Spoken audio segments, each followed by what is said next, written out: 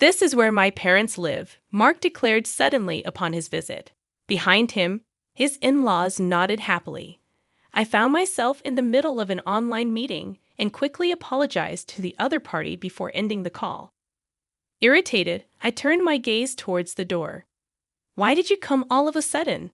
I asked them, maintaining my composure. My father-in-law proudly replied, "We'll pay off the mortgage, so please leave." It was hard to suppress a laugh at his statement. My mother-in-law had never worked, and my father-in-law was just staying at home without any employment. Yet Mark was completely in favor of his parents' opinion. Disappointed by his stance, I considered divorce. "I leave," I quickly replied, to the surprise of all three of them. "The mortgage of the house is $5,000 per month." With an inward smile, I began to pack seriously. Luckily, I had a business trip scheduled for a week starting for the next day. With my suitcase and bank book ready, I headed to the entrance. "Goodbye," I said as I left the house. First, I'd start by transferring the house's title to Mark. I felt excited thinking about my future plans. My name is Shyle Owen. I am 47 years old and work as a web designer. I went independent 5 years ago and have been fortunate enough to receive many project checks.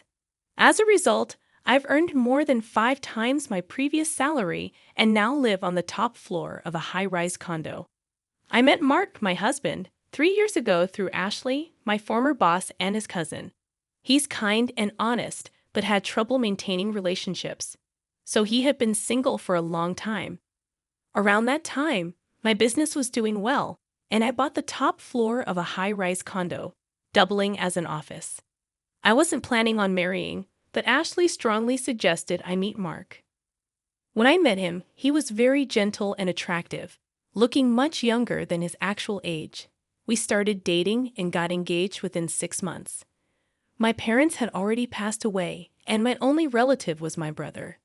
So my brother and his wife also attended the family meeting. From Mark's side, his parents and cousin Ashley came. The meeting went smoothly overall. However, my sister-in-law's comment, "This seems stiff," left me puzzled. I never imagined her words would become a reality. After marrying, Mark moved into my house, and we started our life together. His workplace was harsh, requiring him to leave early in the morning and return home past midnight. Despite this, his salary was only a quarter of mine. I suggested to Mark, who was exhausted and went to sleep immediately every day, "It's bad for your health. Why don't you look for another job?" However, he reprimanded me with a face full of anger. "Are you saying I should quit my job? Are you looking down on me because I earn less?" I was surprised by Mark's strong reaction, as we had never argued before. Feeling uncomfortable about unintentionally disrespecting his job, I decided to apologize sincerely. "I'm sorry. I didn't mean it that way. I'm just worried about your health." Mark quickly calmed down and apologized. Our first argument ended swiftly. However, it became difficult to suggest a job change afterward. Mark's return time got even later, and he eventually spent half the week at the office. While I was concerned about his health, he seemed to enjoy his job. So I decided to support him as much as I could, creating a relaxing environment whenever he returned home. "Hey, about my dad's medical expenses, could we increase the remittance a bit?" Mark suggested this when his father was in the hospital with back pain. Sighing inwardly at his request in his father's hospital room, I didn't hesitate to help my in-laws, as I had no parents of my own. Our household depended on my income, with Mark contributing a part of his salary to his parents. His salary wasn't low for a man in his 40s, but the exact amount he kept for himself was unclear. However, it was evident he was providing enough for his parents not to struggle. I couldn't agree when he insisted on increasing the remittance because it was possible only due to my income. Yet it was hard to refuse in front of his parents. "Mark, you're really kind. Thank you so much. It's a big help," they said, looking at me and Mark under their pressure. I reluctantly agreed to increase the remittance. Afterward, my in-laws started demanding money for various reasons, not just the remittance. I wanted to refuse, but they knew I would say no, So they approached Mark instead. Especially weak to his mother's requests, Mark often decided to increase the remittance whenever she asked. On the day his father returned from the hospital, after sending my in-laws off in a taxi, Mark and I returned home, only to find surprisingly that his parents, who were supposed to have gone home, were waiting outside our house. It's tough for Dad to climb our stairs, so I thought we'd take care of him here until his back is fully healed. What? You can't just spring that on me. My surprised reaction made my mother-in-law frown. My father-in-law stood in front of the door as if to say, "Let us in quickly, Mark." "That's okay, right?" Mark replied, and I stared at him in shock. He avoided my gaze from his reaction. As I observed the situation, it became apparent that Mark and his parents had likely already discussed their plans. "Fine, you can stay here until you're fully recovered." I reluctantly relented, ushering my in-laws inside. They surveyed the house and settled onto the living room sofa. "Look at this place, so nice." "Our house is 50 years old and falling apart," remarked my father-in-law. "Yeah, it's really showing its age," agreed my mother-in-law. Mark nodded along, indicating their intention to stay for an extended period.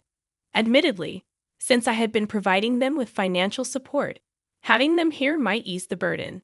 However, financial considerations aside, it didn't mean I welcomed the idea of cohabiting. Renovating old houses is trendy these days. "How about considering that, Mark?" I suggested. "Yeah, maybe," Mark replied vaguely. 2 years into our marriage, despite being in the supposed honeymoon phase, Mark and I hardly spent time together. We hadn't even gone on a honeymoon. This place served as both my home and office. It was manageable when Mark was out for work, but with my in-laws around all day, it complicated things. If we were to live together, I'd rather move into their house and reserve this place solely as an office. Thanks to my initial resistance, the topic of cohabitation wasn't brought up again by my in-laws. However, even months after my father-in-law's discharge from the hospital, my mother-in-law showed no sign of taking him back. Their belongings started to overflow from the guest room into the living room. "Mark, your dad seems perfectly healthy now. He even went bowling today. Maybe it's time for them to go home," I suggested. "What are you saying? Sending my dad back with his bad back is cruel. What if it gets worse?" Mark raised his voice, leaving me silent. It seemed that Mark believed raising his voice would compel compliance. He frequently asserted his opinions loudly, and opposing him often resulted in my mother-in-law siding with him, putting me at a disadvantage. This dynamic persisted for 2 years. During this time, I took care of all the housework while my in-laws frequently went out to enjoy themselves. Despite my father-in-law's back being fully healed, there were no signs of them returning home. "Sorry, I have a meeting at 1 p.m. today, so I'll eat lunch in my room, okay?" I informed them as I placed lunch on the table. "Understood, but leave the dishes for later," my mother-in-law replied without looking up. As the clock struck 1 p.m., my online meeting commenced. However, about 10 minutes in, the door burst open, and Mark declared, "This is where me and my parents live." My in-laws nodded behind him. I swiftly apologized to the meeting participants and ended the call, inwardly frustrated. "I told you I had a meeting at 1 p.m., I grumbled as I headed towards the door. "Why are you doing this all of a sudden?" I asked calmly, only to be met with my father-in-law's smug reply, "We'll pay the mortgage so you can leave." Suppressing a laugh at his audacity, I simply replied, "All right, I'll leave," surprising all 3 of them. With the mortgage at $5,000 per month, I couldn't help but smile inwardly at the prospect of moving forward with my plans. I approached the task with a solemn expression, aware of the serious decision I was making. Fortunately, a week-long business trip awaited me starting the next day. Armed with a meticulously packed suitcase and my bank book, I headed for the exit. "Goodbye," I uttered, bidding farewell to the home that had become a source of contention. The first order of business was transferring the house title to Mark. Brimming with excitement about the impending changes, I checked into a hotel and promptly contacted a real estate agent to initiate the house transfer encompassing the mortgage. The success of the transfer rested on Mark's ability to handle the mortgage. If he couldn't manage it, the options were a lump sum payment or selling the house. Accepting this reality, I directed the agent to find me a new home and office. My work could be conducted remotely, but a dedicated office space was crucial for calm client discussions. The agent identified a suitable location approximately 40 minutes from my previous residence, complete with top-notch security. After a visit and quick decision, I bought the luxurious apartment, considering it a well-deserved reward for my efforts. In the interim period before the move, I stayed in temporary accommodation. Once all the necessary documents were prepared, I delegated the packing and moving process to a professional moving company. During the move, my in-laws and Mark assisted while exchanging unpleasant remarks about me. One of the movers even commented, "You have a difficult family," causing a flush of embarrassment. A week after settling into my new abode, I received a call from Mark. His anxious inquiry about changing the mortgage indicated he was just grasping the situation. His father's shouts in the background urged me to return quickly. Despite the divorce being the plan, Mark seemed taken aback. "But we're getting a divorce, right? It's unfair for me to pay the mortgage if you're the ones living there," he protested. However, I couldn't accept his denial after they had explicitly told me to leave the house. I played back our conversation from that day, caught on tape during a web meeting. Mark was startled by my explanation, having forgotten about my practice of recording meetings for documentation purposes. Undeterred, I informed him about the impending mortgage repayments, subject to a credit check. Mark, seemingly unaware of the details, asked about the monthly amount, leading to my laughter. Despite my prior disclosures and document presentations, Mark seemed oblivious to the $5,000 monthly mortgage. Stunned, he remained speechless, prompting his mother to intervene. She questioned the amount and proceeded to assert that Mark's salary could handle it. Unbeknownst to his parents, Mark hadn't disclosed his actual salary, allowing his mother to confidently declare that they wouldn't assist me any longer. In response, I burst into laughter, provoking her anger. Undeterred, I revealed the actual mortgage amount, $4,000. "What? The mortgage is Mark's monthly salary. That's absurd." My words left her shocked and frozen for a moment, but then she burst into laughter. "That's impossible. Mark has been sending us $4,000 every month. If his salary is really $4,000, he would have been sending us all of it. Stop lying," she exclaimed, refusing to believe me. Remaining calm, I pointed her towards the evidence. "Look at the shelf right by the entrance of the living room. You'll find Mark's salary slips there. If you doubt it, check for yourself." She dismissed my explanation, accusing me of lying, and headed to the indicated shelf. In the background, I could hear Mark trying to stop her. Soon, her voice of surprise came through the phone. "What? There's not even $4,000 here, Mark. What's the meaning of this?" Mark's actual salary turned out to be even lower than I knew, and I could hear his in-laws questioning him in the background. "You might not hear me, but just so you know, the house mortgage is $5,000 a month. Take care," I declared as loudly as possible. Whether they heard me or not, I ended the call. Mark called again several times later, but I ignored them all. "Let's discuss this through a lawyer from now on," I texted him, and then ignored any further communication. The lawyer I hired dealt with frequent contacts in the following days, which soon quieted down. I promptly filed for compensation through my lawyer. After a while, a response came through my lawyer, and I couldn't help but laugh at its contents. It seemed to be co-authored by a team of liars from Mark's side. Their claims were laughable. "The allegations by Shelley are false, and the real victim is our client. We demand compensation for emotional distress," it read. All I could say to my lawyer was, "I'm sorry." The divorce was nearing, but our relationship as a couple was still ongoing. I wanted to get away from a husband who could make such demands. My client wants to meet and discuss in person. It seems Mark doesn't know about this, my lawyer said, handing me a letter. The letter briefly requested to verify the truth behind Mark's claims. I agreed through my lawyer and chose a location far from my current residence for precaution. At the scheduled meeting with the opposing lawyer, Mark didn't show up. The lawyer was young and polite, greeting me properly upon arrival. He revealed that his client was actually Mark's mother. According to him, Mark remained silent during their discussions, keeping his head down. His parents kept accusing me, claiming I fabricated fault to demand compensation. As I listened, the lawyer handed me a document detailing the alleged malicious actions. However, my lawyer and I noticed that the document was intentionally crafted to demean me. I explained each point in detail, and the opposing lawyer nodded earnestly, showing understanding. My lawyer presented evidence in line with my explanations. I see the content of your statements is completely different, Jelly. You have solid evidence and a strong case, he commented.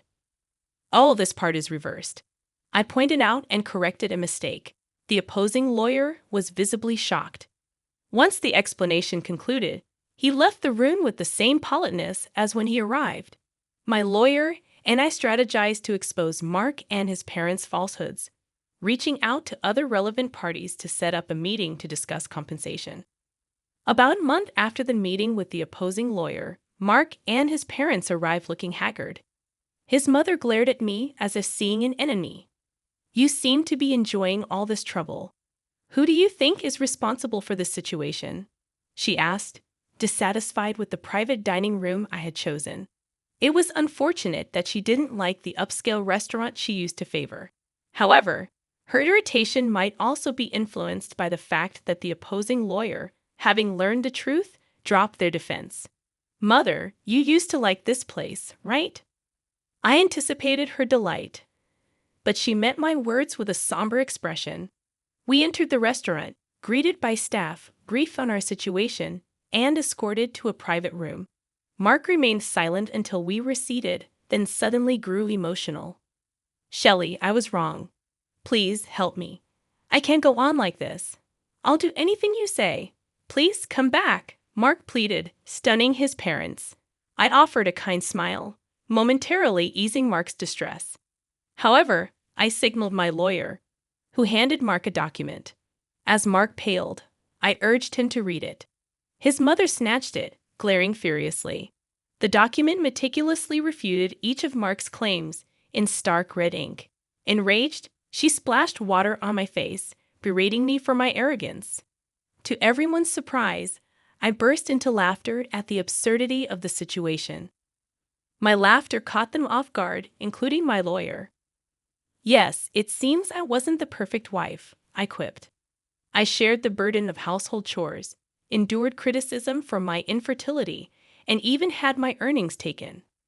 As Mark's parents continued to rail against me, I signaled my lawyer, who produced a photograph. It depicted Mark entering a hotel with a young woman, my former boss and Mark's cousin Ashley. Shocked into silence, Mark couldn't deny the evidence. Ashley explained the situation, revealing Mark's infidelity. In the face of his guilt, I submitted the divorce papers and compensation documents. Mark, overwhelmed, began to cry. His parents, equally shocked, faced the reality of their son's actions. Within a month, Ashley informed me that Mark and his parents had moved due to financial strain. Mark's salary couldn't sustain their spending habits, and they sought rent assistance. The compensation for the deceived woman and myself was covered by Ashley's parents. Surprisingly, Ashley found love with Mark's former lawyer, drawn to his decisiveness. Embracing the unexpected turn of events, I started blogging about my experiences, leading to new writing opportunities. Since the divorce, I've been pursued by a corporate executive I met through business. Our relationship turned romantic, and he's proposed we live together. While I contemplate my answer, I'm certain of my decision. As I prepare for our date tomorrow, I reflect on the journey that brought me here, seated in front of my computer once again.